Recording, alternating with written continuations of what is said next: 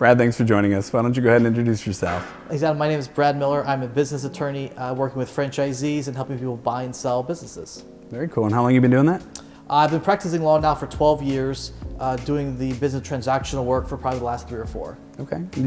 When you started, did you go to work for another firm, or did you open up your own firm when you left law school? And for the most part, I've been on my own. I had a couple of forays with some other attorneys, but at the end of the day, ended up coming back to working by myself. Very cool. So you understand the mentality of being both business owner and advisor. Yes, that's correct. That's kind of a cool place to be, right? It is. And if I wanted to have an attorney that was engaging me in advice moving forward, I would love for them to meet me on my level. Correct. Right. Yeah. I mean, I understand what they're going through and can speak their language.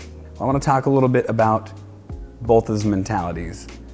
But first, you specifically, Brad, is there a moment in time where you wish you would have known what would have been or what could have been? Hindsight 2020, a moment where you were pounding your head against the wall. Every day. I mean, there's so many things that if we go back and, look back, you'd probably do differently. But I think at the end of the day, it is those things, both positive and negative, that have led me to where I am today and have kind of made me into the person I am. I mean, my business, how it is. And, they've all been learning experiences. So I may be frustrated, be like, I wish I'd done this differently, but at the end of the day, I think I'm here because of all those things, so probably wouldn't change any of them. Okay, nothing to regret. I can live by that. I like that. You are who you've developed into because of your experiences. Mm-hmm. And I think that speaks more so for you being both business owner and attorney and advocate, because you get to take some of that experience that you gain with your own personal experience in entrepreneurship and those experiences over time with your clients and collaborate those together to bring real value to your clients, right? That's the hope anyway, yeah. Well, they say experience is what makes us. Yes, I agree, right? definitely. Life is just experience. Mm-hmm. So how do we leverage that experience and communicate that to our clients as an advisor in both an engaging and proactive fashion? I think it starts from the beginning and asking questions. I think it's very important that from day one, you're always asking questions and not just the basic, what are you trying to do? How much do you have to spend? What are the numbers? But really get down and ask the deeper questions. Why are you looking to do what you're trying to do? What are you trying to accomplish? What are you looking to do down the road, maybe 5-10 years from now? Because all that plays into how you would advise someone, or how you start to talk to them about their situation and the advice you give them. I like that. Being a counselor of law, you probably have to ask quite a few questions, right, to get people to give you genuine answers.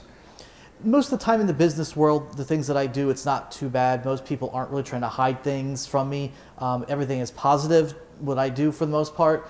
But a lot of times people have an idea of what they need, and sometimes I need to dig down and actually ask those questions so that to get down to really some of the deep down answers or the reasons behind what they want.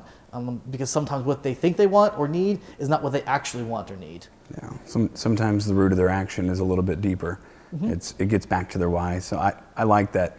Generally, when I'm interacting with some of our business clients, a lot of what they'll give me immediately is very superficial and hoping that they'll just appease a need. Mm.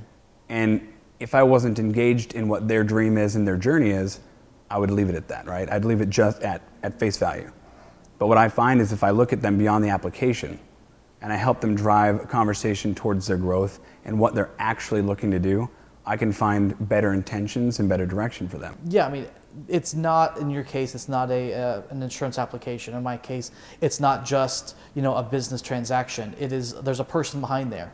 And so every person is like a snowflake. Every person's unique. Their situation's unique. And the only way that you really get to find those things out is by connecting with them, asking those questions. And then and only then can you really start to provide that personalized advice that you need to give them to be able to really help them get where they want to be. We've done business together over the years, and I don't think I've ever heard anything negative come out of the clients that we've engaged together. So I like what you do as a business advocate, bringing somebody to the table as, being their advisor and helping them buy into the dream of being a business owner. That's a hard risk for people to take. It is amazingly tasking, first of all, to purchase a business. It is it is anxiety loaded because you're taking huge risks, usually debt, and almost a blank canvas for the future, and you never know what's going to come out of it. So having somebody at their side, to me, is amazing. How do you, as an advisor, communicate that you're going to be there not only for the process now, but for the process for generations if necessary? Again, it just goes back to start with the conversation when you start asking about not just what are you trying to accomplish today, but what are you trying to accomplish down the road 5 years, 10 years down the road. And you start getting them to think about the future. And then by giving the advice that's going to be applicable today and it's going to be applicable today, tomorrow, down the road, you start, I think, getting ingrained in their mind that, hey, this person is thinking about me and our situation and for the future. And they're going to be there. And now when something comes up, we're going to be able to talk to them and have them help us at that point. I love that you help people buy into that dream. The economic value behind a small business is amazing. I mean, they're the ripple effect in America.